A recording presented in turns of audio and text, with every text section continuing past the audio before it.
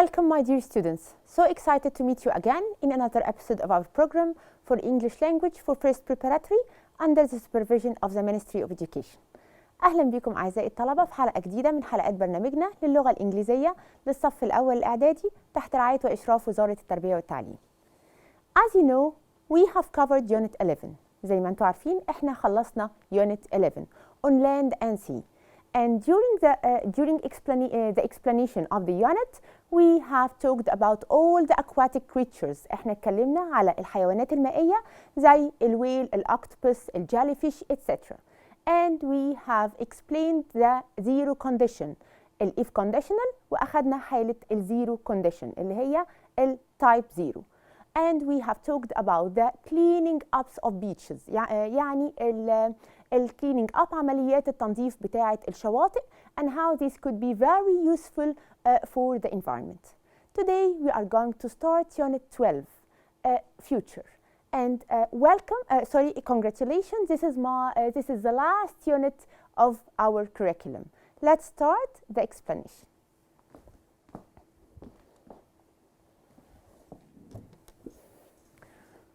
To start our episode, let's begin by the objectives, or what we are going to talk about or what we are going to learn in this unit. First, we have the reading part, an interview with a marine biologist. في الأول عندنا في الريدنج بارت الانترفيو مع المارين biologist. بعد كده عندنا text about future plans, text عن future plans أو الخطط المستقبلية, وtext about traditional jobs in Africa. وتكست عن traditional jobs أو الوظائف التقليدية في أفريقيا.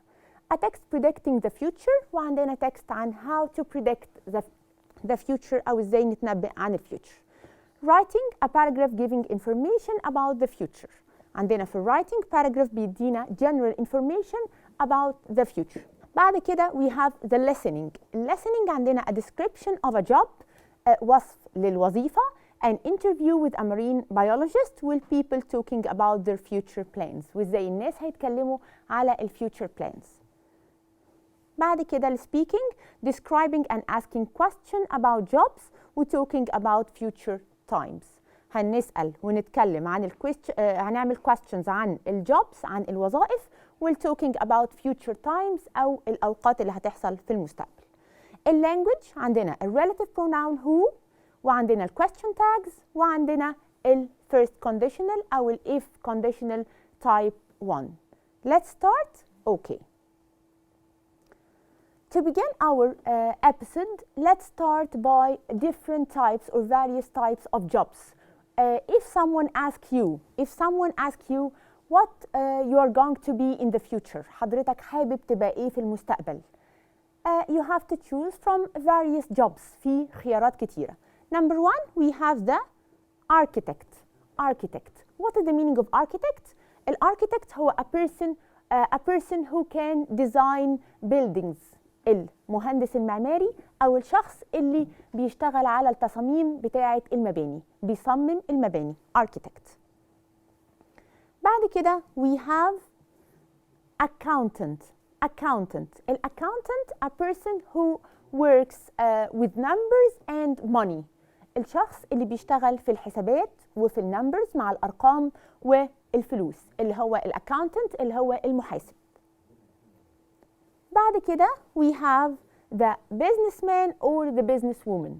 البيزنسمان أو البيزنسwoman, a person who can manage or direct his own business. رجل أعمال, شخص بيشتغل وبيدير عمله الخاص, البيزنسمان. بعد كده we have the computer programmer. What is the meaning of the programmer? The computer programmer, a person who can design the programs of the computer. هو اللي بيعمل على تصميم البروجرامز أو البرامج اللي بنستخدمها مع الكمبيوتر. Computer programmer. بعد كده we have the writer. The writer, the person who writes novels, stories and books. تمام. الرايتر أو الأوثر هو الكاتب, الشخص اللي بيكتب أو بيألف الكتب والقصص. الرايتر. Here we have the engineer. The engineer is a person who works or mends machines and engines. المهندس اللي بيشتغل مع الآلات ومع المحركات أو بيصلحهم. الانجينير. تمام؟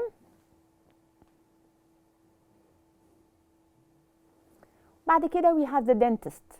الدنتست اللي هو the person who takes care أو takes care of our teeth.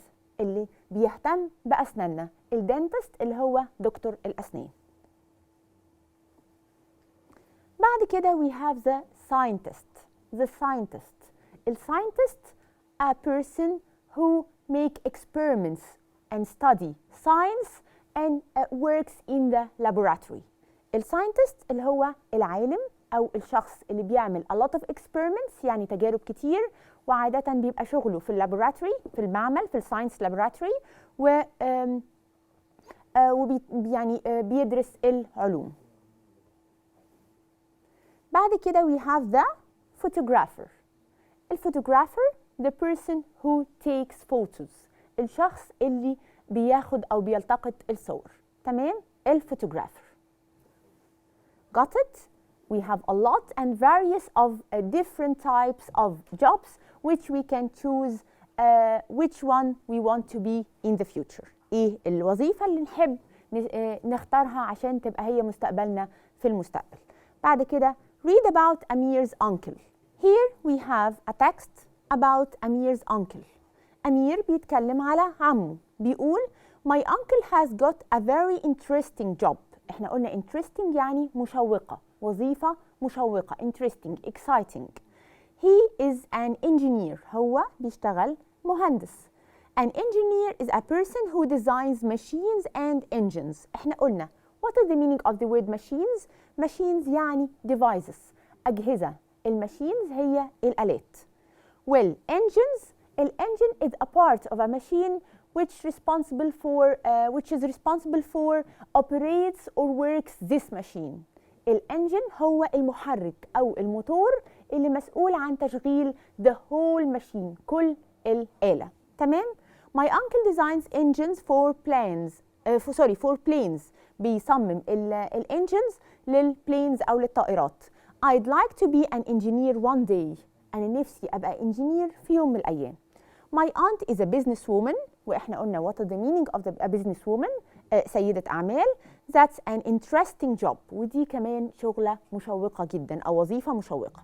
A businesswoman and a businessman are people who work in an office and go to meetings. وبيحضروا meetings. الميتينجز اللي هي الاجتماعات. تمام؟ The time in which we can discuss the affairs or the issues of the business. الوقت اللي بيجتمع فيه كل الموظفين عشان يقدروا يناقشوا الحاجات الخاصة بالبيزنس بتاعهم. A meeting. تمام؟ طيب. After reading this text بقى let's see whether these sentences are true or false. Are these sentences true or false? Let's start. Number 1. Amir's uncle is an engineer. عم أمير engineer? Yes, of course. طبعا هو engineer. True. Amir's uncle designs engines for cars. عم أمير بيصمم الانجنز للكارز للعربيات. This is right? Of course not. لا طبعا هو بيستخدم he can design engines for planes not for cars. هو بيصمم الانجنز بتاعة الطيارات. Amir's wants a job like his uncle's one day. Of course طبعا. True. Amir wishes to be like his uncle one day. هو كان بيتمنى ان يبقى زي عمه ويحصل على the same job one day. Amir's aunt is an accountant.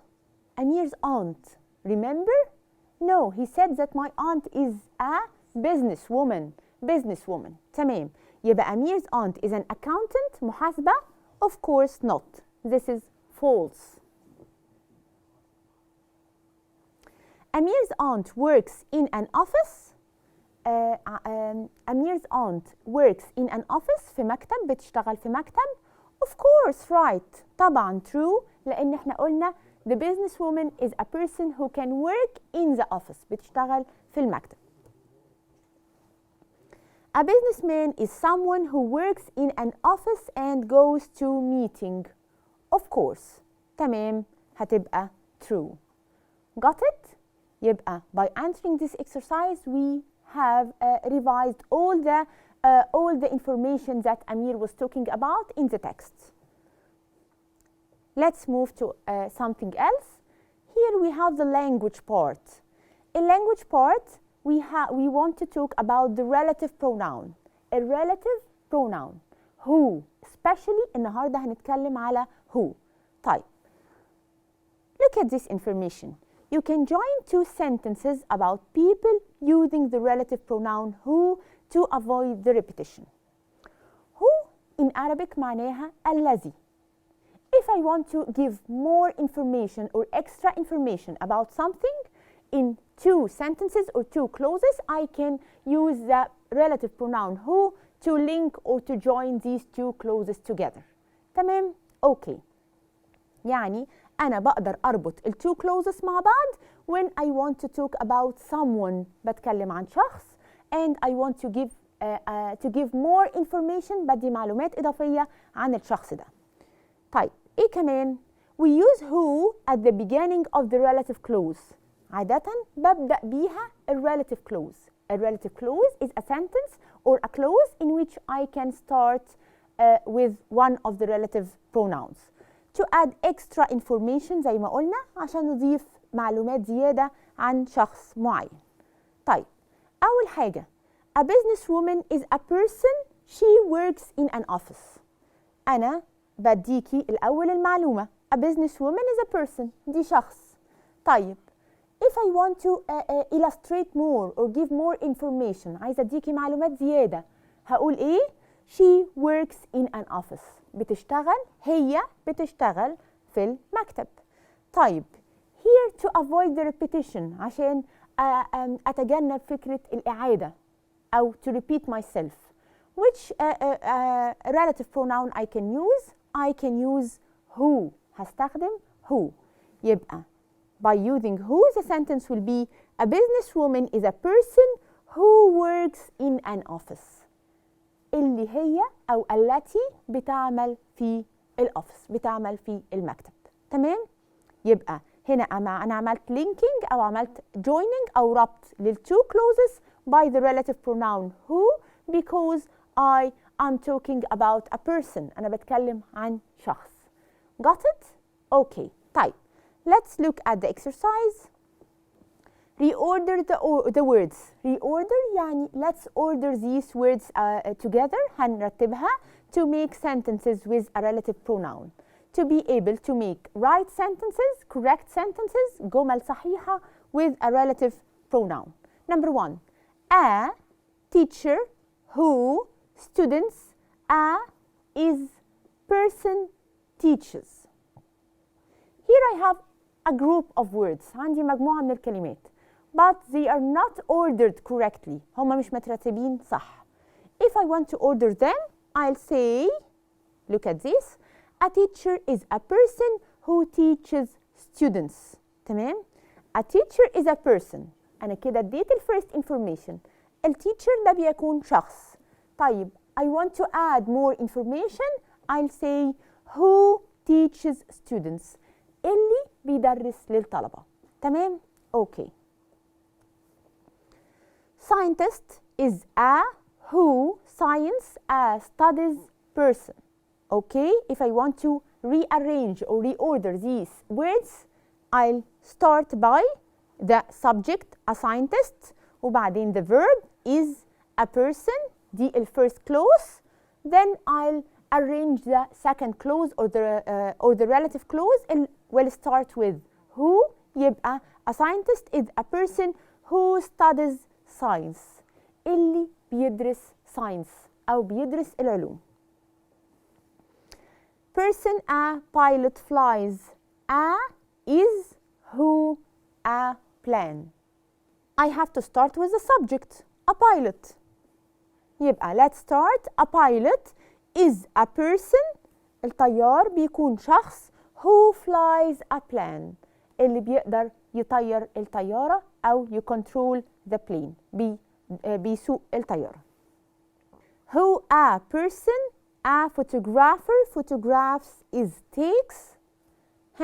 I have to start with the subject again, with the person I'm talking about. لازم أبدأ بالشخص اللي أنا بتكلم عنه. يبقى I'll start with a photographer. A photographer is a person. الفوتوغرافر هو الشخص who أستخدم relative pronoun اللي takes photographs، اللي بياخد أو بيلتقط الصور. Got it يا ولاد؟ I think by this way now we can join the two sentences very easily by the relative pronoun who.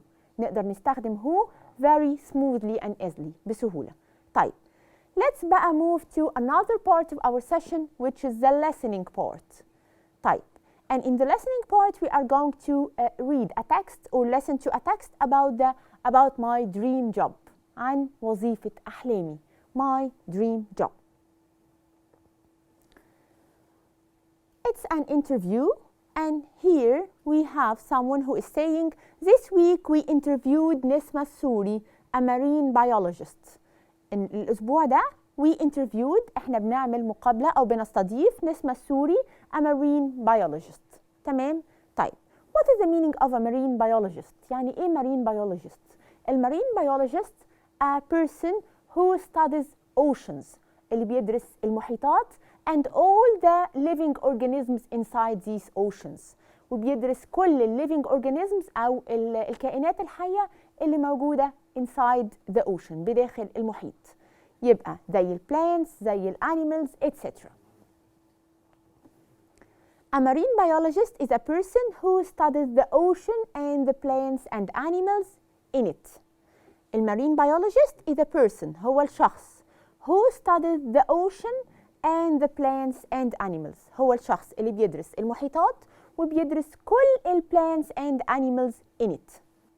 This is number one. Remember, because we are going to remember these sentences together. I am going at science and I love the ocean. I am good at science. أنا كويسة جدا في الساينس and I love the ocean. يبقى here she is expressing why she worked as a marine biologist. هي ليه اشتغلت marine biologist؟ ليه حبت تشتغل الشغلانة دي؟ Because she is good at science. هي كويسة جدا في الساينس and she loves ocean very well. The animals in our oceans are really beautiful and interesting. الانيمالز أو sea creatures الموجودين في oceans are really beautiful. شكلهم جميل جدا، أشكال جميلة and interesting ومشوقين. 3. In my job every day is different. In my job في الوظيفة بتاعتي every day is different. Okay? Or each day is completely different from the other day. كل يوم مختلف تماما عن اليوم اللي قبله. In each day I can express different experiences. I can see different creatures, etc. On some days في بعض الأيام I go diving around coral reefs. في بعض الأوقات أنا بعمل diving حوالين الcoral reefs أو الشعب المرجانية. On other days I test water from the ocean in the laboratory. And in other days وفي بعض الأوقات التانية أو الأيام التانية I test. What is the meaning of test here? Test here is it's not an exam. مش معناها التست اللي هو الامتحان. Here test is a verb ومعناها to test something يعني to examine it, to check it. بختبره. Okay? To test the water يعني بختبر المية from the ocean in the laboratory. في laboratory أو في معمل التجارب أو في معمل العلوم. I also spent a lot of time on the computer writing the results of tests. وأحيانا بقضي وقت طويل قدام الكمبيوتر بتاعي writing the results بسجل results أو النتائج of the tests بتاعة التجارب اللي أنا عملتها.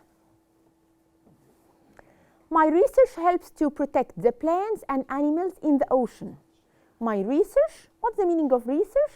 My studies, أبحاثي الدراسات اللي أنا بعملها helps to protect the plants and animals. بتساعد على إني أحافظ على أو to protect يعني to save أو تحمي ال animals وال plants in the ocean. That's the best thing. That's the best thing. دي أحسن حاجة في الجوب بتاعتي. It's really important to look after our planet, isn't it? طبيعي دي حاجة كويسة جدا. It's really important to look after our planet, isn't it? و isn't it here is a question tag. أنا هنا I'm asking a question after a sentence to have confirmation عشان يجيلي تأكيد. And we will explain the question tag after that. Number 5, there are bad things about every job, aren't there? في bad things، في أشياء كتيرة مختلفة أو أشياء كتيرة في كل شغلانة بتبقى bad، بتبقى مش لطيفة أو سيئة. Sometimes the weather is terrible. أحيانا بيبقى الweather اللي هو الجو بيبقى terrible أو horrible means very bad يعني سيء جدا. It isn't nice to go out in a boat for a dive when there is a storm. لأنه مش شيء لطيف خالص إن حضرتك تضطر to dive when there is a storm لما يكون في عاصفة. Okay. Let's try to check. Hey, match the questions with نسمة answers. إحنا اللي قريناهم دول all the answers أو الرد بتاع نسمة في الانترفيو. Let's بقى match these questions to the answers. What is your day like? Number 1, what's a marine biologist? إيه معنى المارين biologist؟ يعني إيه marine biologist؟ this will be the first question عشان she answered by the meaning of the marine biologist. And what is the worst thing وإيه أسوأ and what is the worst thing وإيه أسوأ شيء أنت اختبرتيه. What is the best thing about your job وإيه أحسن شيء في وظيفتك. What did you decide to become why did you decide to become a marine biologist وحضرتك ليه قررتي تبقي marine biologist. Let's check بقى together. Number 2 will be why did you decide to become a marine biologist. احنا قلنا when she answered because I love science, I am good at science. أنا كويسة جدا في science and I love oceans. بعد كده what's your day like. When she answered every day is different. كل يوم مختلف تماما. يبقى it's paragraph 3 أو answer number 3. Excellent. بعد كده number 4, what is the best thing about your job is to protect the environment. When she answered to protect the environment and the plants and animals inside the oceans. And what is the worst thing وإيه أسوأ شيء. What is the worst thing اللي هو when she said that you have to dive in a storm or in a very bad weather. تمام؟ Okay. What does a marine biologist study? احنا قلنا المارين biologist studies the ocean and plants and animals in it. بتدرس المحيطات animals inside the oceans. Which subject is نسمة good at? نسمة بارعة في ايه؟ Exactly, she's good at science. عشان كده she decided to be a marine biologist. Where does نسمة go diving? نسمة بتعمل diving فين؟ She goes diving around the coral reefs أو حول الشعب المرجانية. What does نسمة do on the computer? نسمة بتعمل إيه على الكمبيوتر؟ Exactly, she writes the results of the tests أو بتكتب النتائج بتاعة التجارب. What does نسمة think it's important? هي شايفة إيه أهم شيء أو the most important thing in her job? Of course, she thinks it's important to look after the planet. She thinks هي بتعتقد إن it's important to look after the planet. I wish that you got all the parts that we covered in this session and see you next time, inshallah. Bye.